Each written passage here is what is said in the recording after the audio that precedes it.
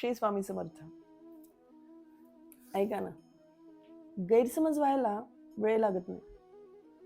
तुम्ही एखाद्याशी कितीही चांगले वागा, पण त्याचा दृष्टिकोन आणि त्याची मानसिकता तुम्हाला कधीही बदलणं शक्य होणार नाही.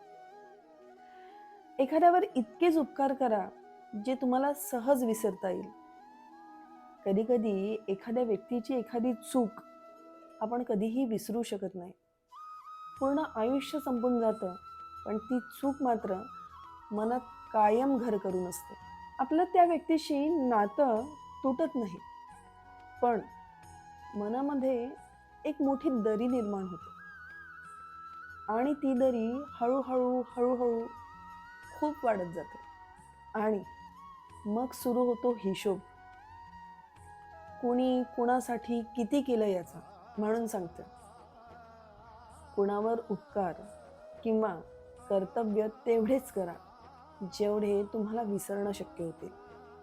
कारण कृती केल्यानंतर त्याचा हिशोब ठेवणं योग्य नाही, कारण त्रास तुम्हालाच होईल. पटतंय का?